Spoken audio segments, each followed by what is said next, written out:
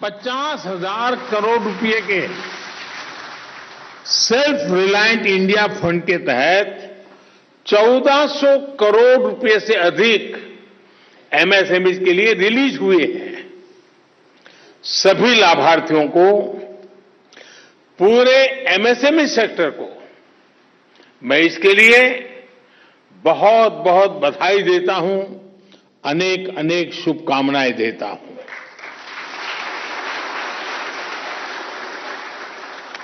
अजय यहां मंच पर आने से पहले मुझे अनेक साथियों से बातचीत करने का अवसर मिला और उन लोगों से मैं बात कर रहा था जिनको सरकार की किसी न किसी योजना का उन्हें लाभ मिला था और उन्होंने उसमें अपनी टैलेंट, अपना परिश्रम, अपनी स्किल, इन सबको लगा करके एक नई दुनिया खड़ी कर दी है। बातचीत के दौरान जिस प्रकार का आत्मविश्वास मेरे नौजवान ज्यादातर थे, हमारी माताएं बहनें थी, बेटियां थी, उन सभी उद्यमियों में जो मैं एक अनुभव कर रहा था वो आत्मविश्वास और आत्मनिर्भर भारत का जो अभियान है उसमें एक नई ऊर्जा का एहसास होता था। शायद मुझे ज्यादा समय होता तो मैं और घंटों तक उनसे बातें करता रहता कि हर एक के पास कुछ न कुछ कहने को है, हर एक के पास अपना अनुभव है, हर एक का अपना एक साहस है, हर एक ने अपनी आंखों के सामने अपनी प्रतिष्ठा को बनते देखा है। यह अपने आप में बड़ा सुखद अनुभव था। आज बहुत से साथियों को पुरस्कार भी मिला है। जिन साथियों ने पुरस्कार प्राप्त किया है उनको मैं बधाई तो देता हूं, लेकिन जब पुरस्कार मिलता है तो अपेक्षाएं जरा ज्यादा बढ़ जाती हैं। हम चाहेंगे कि आपने जो किया है अब एक बहुत बड़ी छलांग लगाएं। आपने जो किया है उससे आप अनेकों को प्रेरित करें और एक ऐसा माहौल हम बना दें कि अब आगे ही आगे जाना है। साथियों, आप भी जानते हैं कि जब हम एमएसएमई कहते हैं तो तकनीकी भाषा में इसका विस्तार होता है माइक्रो, स्मॉल और मीडियम एंटरप्राइजेज। लेकिन ये सूक्ष्म, लघु और मध्यम उद्यम भारत की विकास यात्रा का बहुत बड़ा आधार है। भारत की अर्थव्यवस्था में लगभग 1/3 हिस्सेदारी एमएसएमई सेक्टर की है। आसान शब्दों में कहूं तो भारत आज अगर 100 रुपये कमाता है तो उसमें 30 रुपये मेरे एमएसएमई सेक्टर की वजह से आते हैं।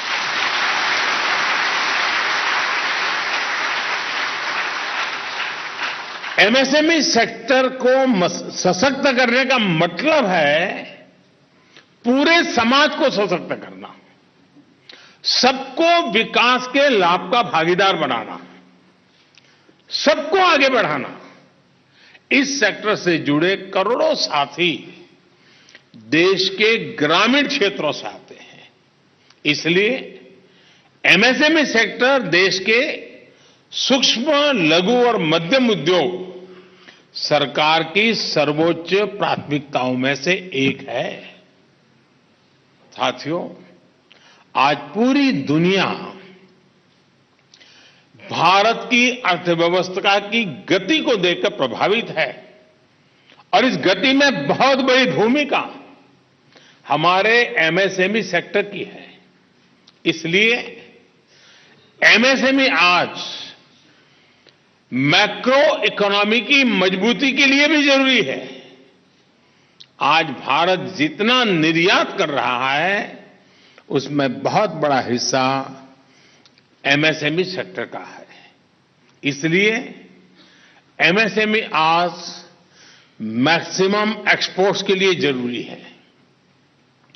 एमएसएमई सेक्टर को मजबूत देने के लिए पिछले 8 साल में हमारी सरकार ने बजट में 650% 650% से ज्यादा की बढ़ोतरी की है।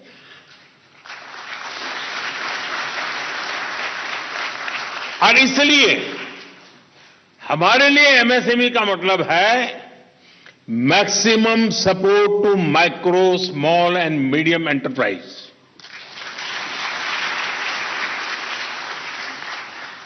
इस सेक्टर से 11 करोड़ से भी अधिक लोग, 11 करोड़ से अधिक लोग इससे डायरेक्ट इनडायरेक्ट जुड़े हुए हैं। इसलिए एमएसएमई आज मैक्सिमम एम्प्लॉयमेंट के लिए बहुत जरूरी है। इसलिए जब 100 साल का सबसे बड़ा संकट आया तो हमने अपने छोटे उद्यमों को बचाने के साथ ही उन्हें नई ताकत देने का भी फैसला लिया।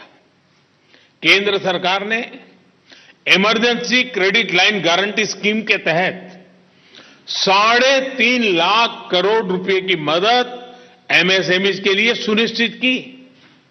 एक रिपोर्ट के मुताबिक इससे करीब 1.5 करोड़ रोजगार खत्म होने से बच गए।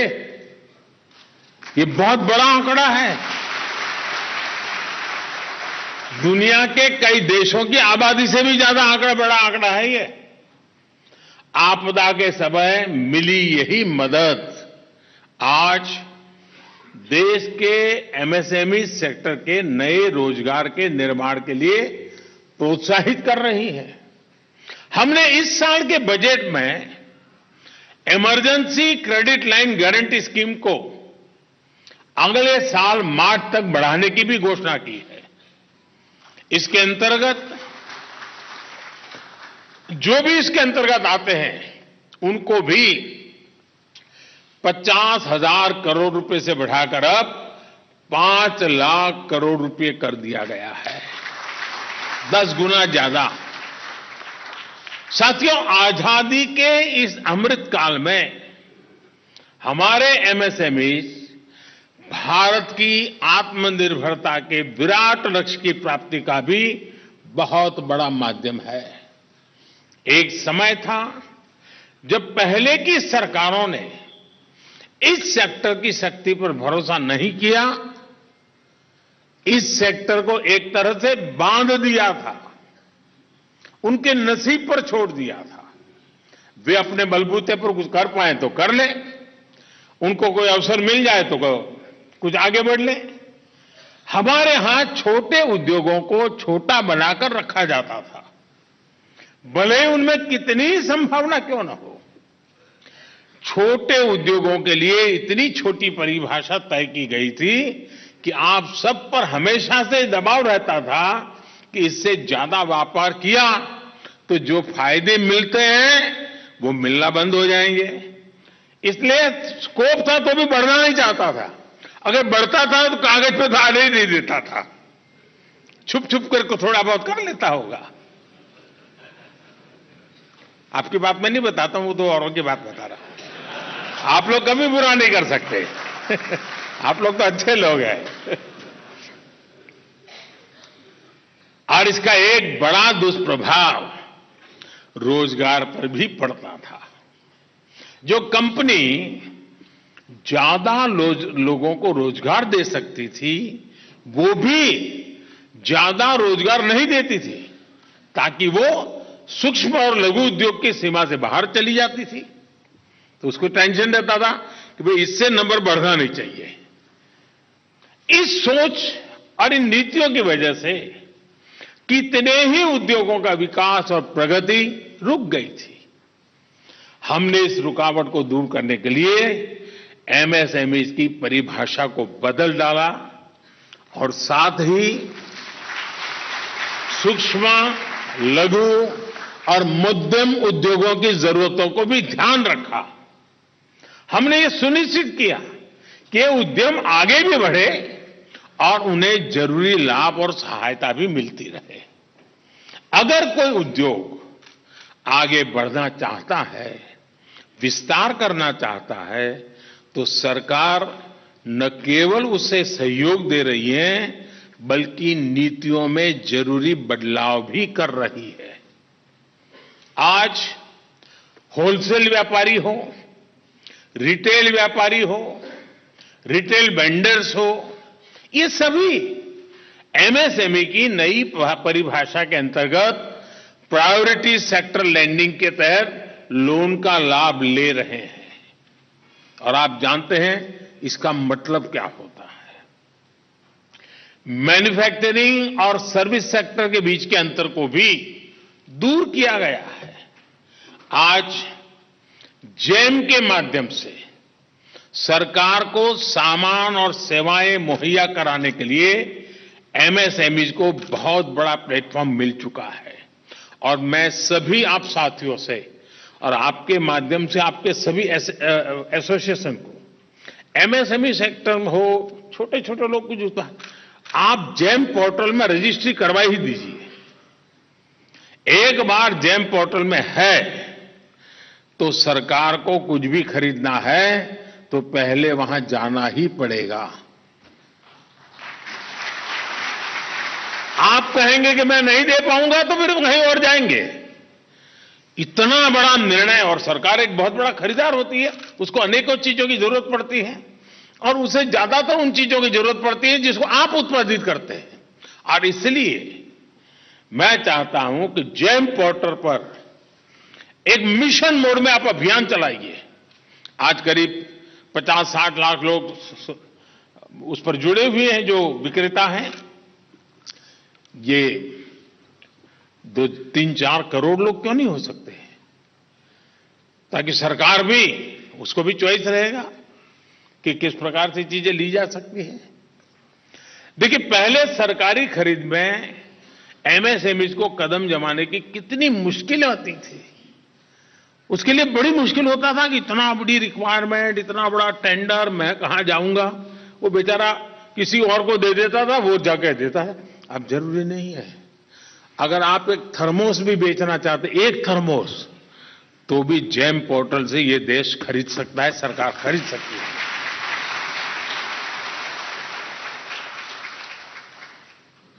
मुझे मेरी ऑफिस में एक बार एक थर्मोस की जरूरत थी, तो हम जेम पोर्टल पे गए तो तमिलनाडु के गांव की महिला ने कहा कि मैं दे सकती हूं, और पीएम ऑफिस में तमिलनाडु के गांव से थर्मोस आया, उसको पेमेंट मिल गया, थर्मोस से मुझे गर्म चाय भी मिल गई, उसका भी काम हो गया। ये जेम पोर्टल की ये ताकत है और ये आपके फायदे के लिए है।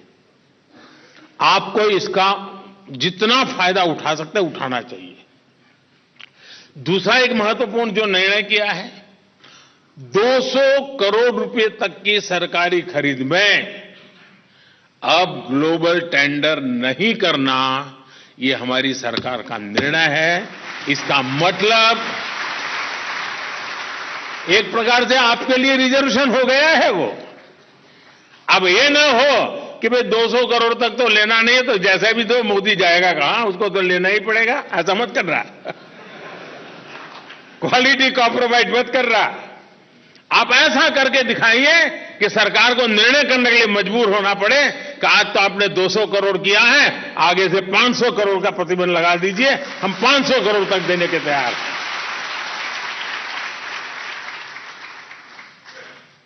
हम एक हेल्थी कंपटीशन की ओर जा रहे हैं।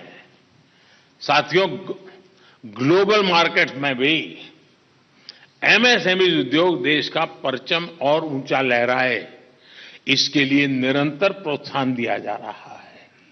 इसी दिशा में फर्स्ट टाइम एमएसएमई एक्सपोर्टर्स, इनके लिए इनिशिएटिव लिए गए हैं। आर्थिक मदद हो, सर्टिफिकेशन से जुड़ी मदद हो, ये सुविधाएं एक्सपोर्ट प्रोसेस को फर्स्ट टाइम एक्सपोर्ट के लिए और आसान बनाएगी। और मैं तो चाहूंगा कि हमारे अधिकतम लोग ग्लोबल मार्केट की तरफ नजर करें। आप ये चिंता मत कीजिए कि आपकी फैक्ट्री बहुत छोटी है, आप चीज बहुत छोटी है, चिंता मत कीजिए। आप खोजते रहिए, दुनिया में कोई तो होगा जो इसके इंतजार में होगा। और मैंने तो मेरे मिशन को भी कहा है विदेश विभाग में कि अब विदेश विभाग डिप्लोमेटिक जो काम करते आए हैं करें, लेकिन 3 चीजें उनको करनी ही पड़ रही है। हर मिशन को मैंने कहा है, मैं मिशन का मूल्यांकन 3 बातों को जोड़ करके करूंगा। एक, ट्रेड, दूसरा टेक्नोलॉजी और तीसरा टूरिज्म। अगर आप उस देश में भारत के प्रतिनिधि हैं तो आपको ये बताना होगा हिंदुस्तान से कितना सामान उस देश ने इंपोर्ट किया, ये हिसाब किताब रखूंगा। दूसरा, मैंने कहा है उस देश के पास कोई बढ़िया टेक्नोलॉजी है तो उसको आप हिंदुस्तान में लाए कि नहीं लाए, क्या कोशिश की, ये नापा जाएगा। और तीसरा, उस देश से कितने लोग भारत देखने के लिए आए।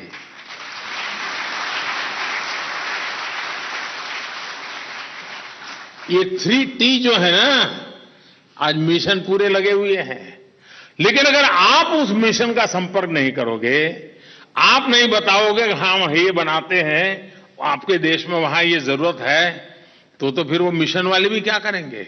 सरकार आपकी मदद करने के लिए तैयार है, लेकिन आप भी अपने गांव में, अपने राज्य में, अपने देश में बेचने के बजाय आपकी ब्रांड दुनिया में जाए, ये सपने लेकर के आज यहां से जाना है।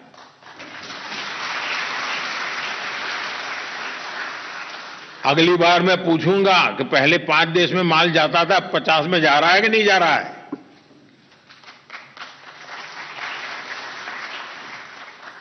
और मुफ्त बेचना नहीं है, कब आ रहा है आपको।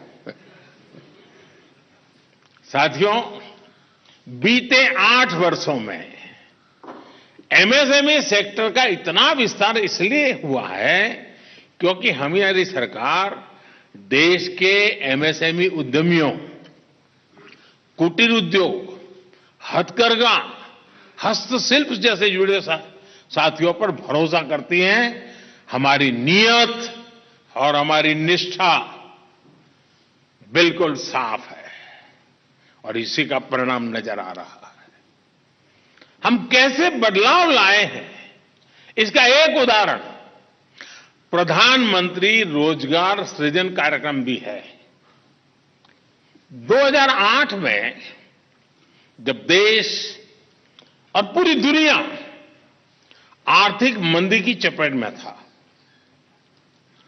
तब इस योजना को लागू किया गया था। तब यह दावा किया गया था कि अगले 4 वर्षों के दौरान, यानी मैं 2008 की बात कर रहा हूं, 4 वर्षों के अंदर लाखों रोजगार तैयार किए जाएंगे। लेकिन 4 साल बाद भी तब की सरकार अपने आधे लक्ष्यों को तक भी निकट भी नहीं पहुंच पाई थी। 2014 के बाद हमने देश के एमएसएमईज, देश के युवाओं के हित में इस योजना को लागू करने के लिए हमने नए लक्ष्य तय किए, नए तौर तरीके अपनाए और नई ऊर्जा के साथ लग गए। बीच में कोरोना का संकट आया और भी छोटे मोटे संकट आप देखते हैं दुनिया भर में क्या चल रहा है। इसके बावजूद भी बीते वर्षों में इस योजना के तहत ही 40 लाख से ज्यादा लोगों को रोजगार मिल चुका है और एमएसएमई के माध्यम से।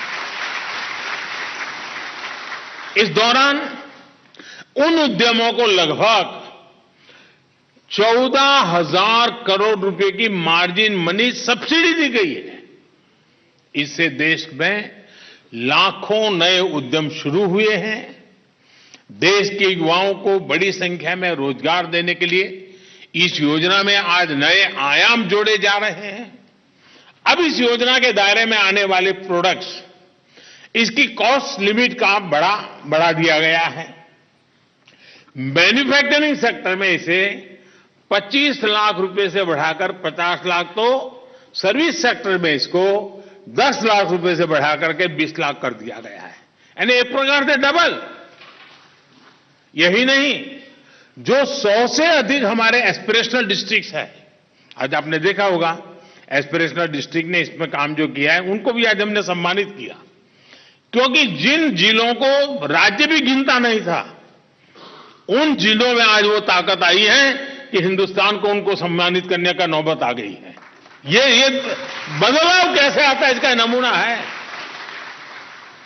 और एस्पिरेशनल डिस्ट्रिक्ट के हमारे जो युवाओं को हम मदद करें। इतना ही नहीं, हमारे देश में एक बहुत बड़ा इनिशिएटिव हमने लिया है, जो हमारे ट्रांसजेंडर है, ईश्वर ने उनके साथ जो भी किया है, उनको भी अधिक अवसर मिले, उनके लिए भी पहली बार एक विशेष दर्जा देके उनको भी आर्थिक सहायता और उनकी अंदर जो क्षमता है उनको आगे बढ़ने के लिए अवसर देना, उस दिशा में हमने काम किया।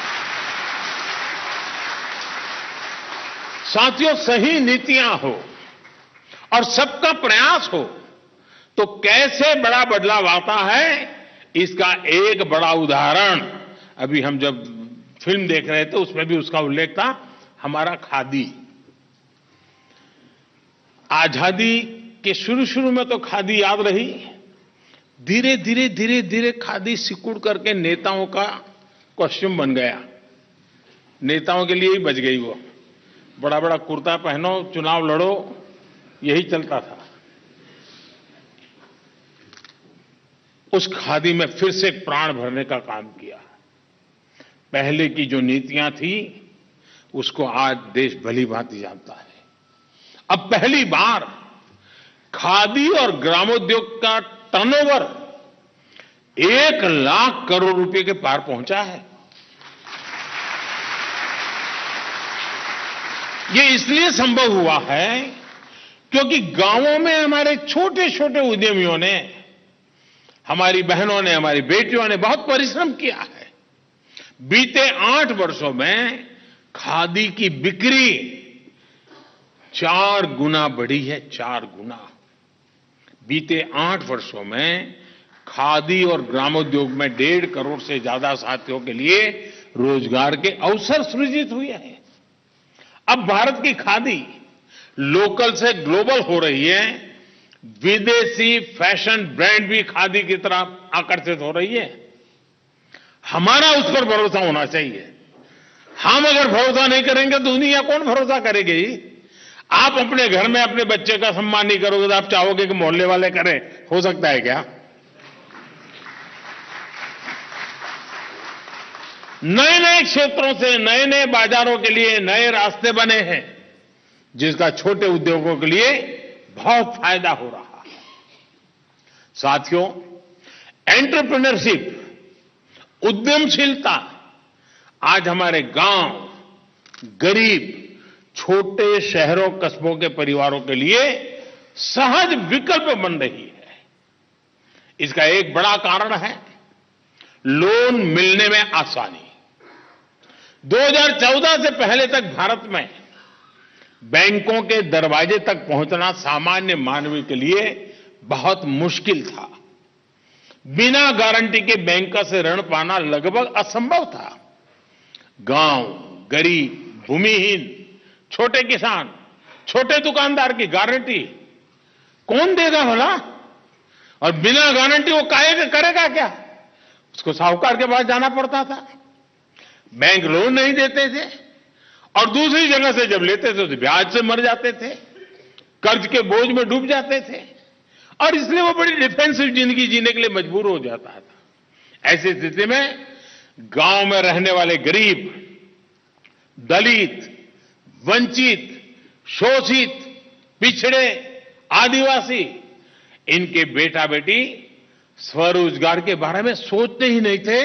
वो रोजगार के लिए कहीं शहर में जाकर के झुग्गी झोंपड़ी की जिंदगी गुजारनी पड़े, बेचारा मजबूरन चला जाता था। अब हमारी बहन बेटियों के सामने तो नए विकल्प लेकर के हम आए हैं। उन सीमित विकल्पों से हमको बाहर ले जाने का प्रयास किया है।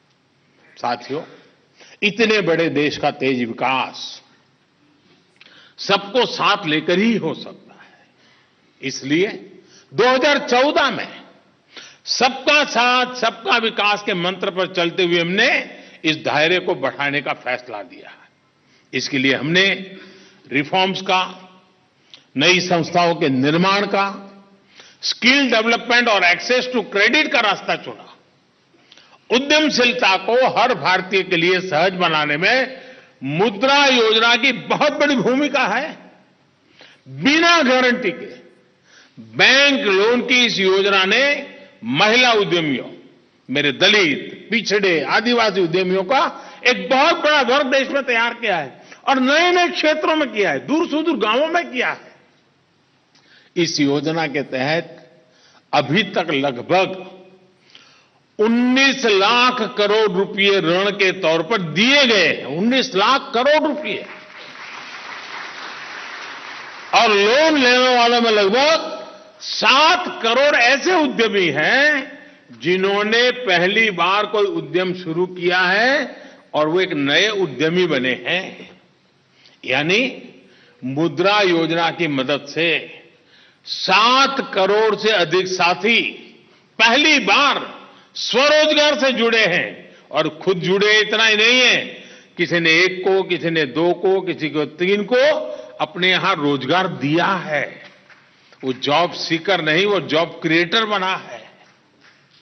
साथियों, ये बात भी खास है कि मुद्रा योजना के तहत जो लोग 36 करोड़ लोन दिए गए, उसमें से लगभग 70% लोन, ये और खुशी की बात है। और देश कैसे बदल रहा है, देश कैसे बढ़ रहा है, इसका ये सबसे बड़ा उदाहरण है।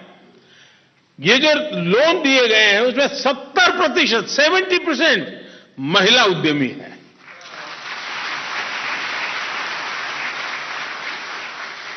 कल्पना कीजिए कितनी बड़ी संख्या में हमारी बहन बेटियां इस एक योजना से ही उद्यमी बनी है, स्वरोजगार की ओर जुड़ी हुई है। और उसके कारण उसका जो आत्मविश्वास, आत्मसम्मान बना होगा, परिवार में जिसकी जो इज्जत बनी होगी, समाज में उसकी इज्जत बनी होगी, उसकी तो कोई गिनती ही नहीं हो सकती। दोस्तों, साथियों, एमएसएमई सेक्टर भले ही पूरी तरह से फॉर्मल ना हो, लेकिन एक्सेस टू क्रेडिट फॉर्मल रहा है। भारत की अर्थव्यवस्था का आकलन करने वाले इस पहलू की चर्चा बहुत ज्यादा नहीं करते। और इसमें हम 10-20 हजार रुपए की बात नहीं कर रहे हैं, जिसको पहले माइक्रो फाइनेंस माना जाता था। यहां हम 50,000 से लेकर 10 लाख रुपए तक की गारंटी की फाइनेंस की बात कर रहे हैं, जो आज महिला उद्यमियों तक पहुंच रहा है। यानी पहले जहां महिला उद्यमिता के लिए माइक्रो फाइनेंस को सिर्फ पशुपालन, कढ़ाई बुनाई, मुझे याद है हम जब गुजरात में थे तो कभी कभी सरकार की ऐसी योजना आती थी, मुर्गी के लिए पैसे देते थे और फिर बताते थे मुर्गी लीजिए, इतने अंडे होंगे, फिर इतनी मुर्गी होंगी, फिर इतने अंडे होंगे। और वो बेचारा लोन लेता था, 5 मुर्गी ले आता था और शाम को लाल गाड़ी वाले अफसर आ जाते थे। वो कहते हैं रात को रुकना है। अब रात को रुकने का मतलब क्या है? 5 में से 2 गई,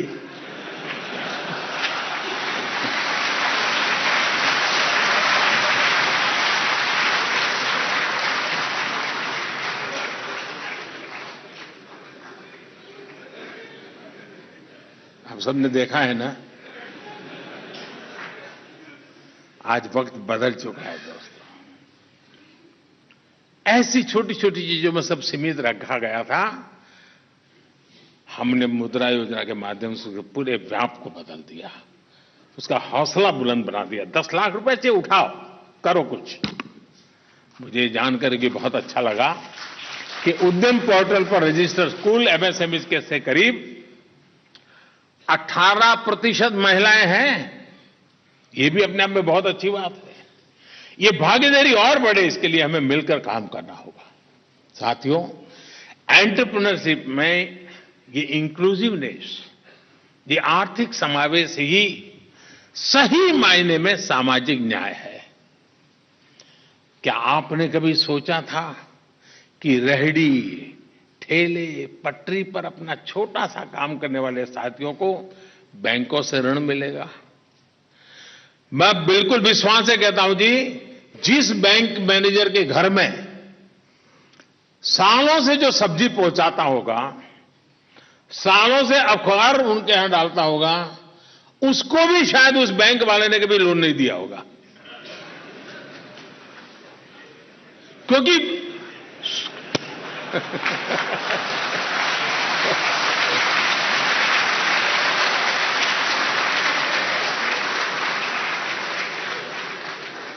इसका मतलब ये नहीं कि उसका अविश्वास था, उसका मतलब ये नहीं कि उसको कुछ मिले लेकिन एक ऐसी सोच का दायरा बन गया था कि इसके बाहर नहीं निकल सकते। आज वो रेहड़ी पटरी वाले बैंक के दरवाजे पर जाके खड़े रहते हैं, बिना गारंटी पैसा दिया जाता है उनको।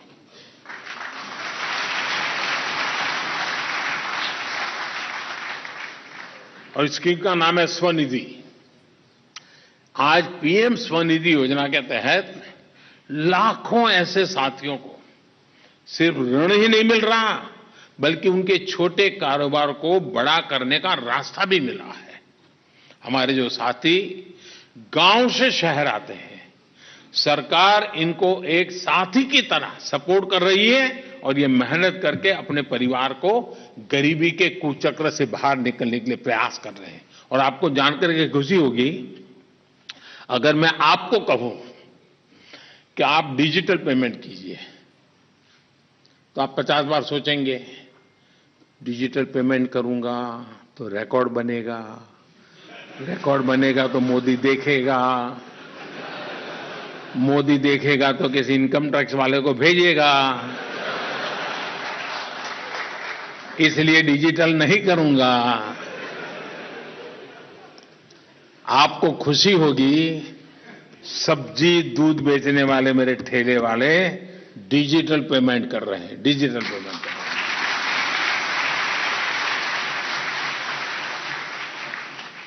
और मैं मानता हूं दोस्तों, इस प्रगति में हमें शरीक होना है, इस प्रगति का आपको नेतृत्व करना है। आगे आइए दोस्तों, मैं आपके साथ चलने के लिए तैयार हूं। यही सच्ची प्रगति है, यही सही विकास है।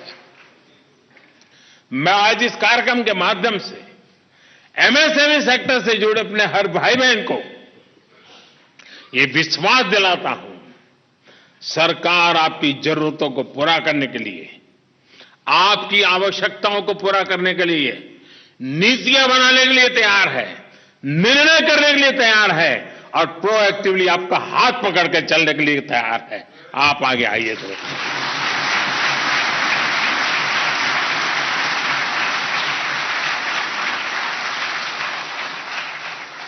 उद्यमी की हर सिद्धि, और मुझे उसमें कोई दुविधा नहीं है, आत्मनिर्भर भारत की प्राण शक्ति इसी में है दोस्तों, आप ही में है, आपके पुरुषार्थ में है। और मेरा देश के एमएसएमई सेक्टर पे, आप सब पर, देश की युवा पीढ़ी में और विशेष करके हमारी बेटियां जो साहस के साथ आगे रही है, उन पर मेरा भरोसा है। और इसलिए मैं कहता हूं कि देश अपने सारे सपनों को अपनी आंखों के सामने सिद्ध होते हुए देखने वाला है।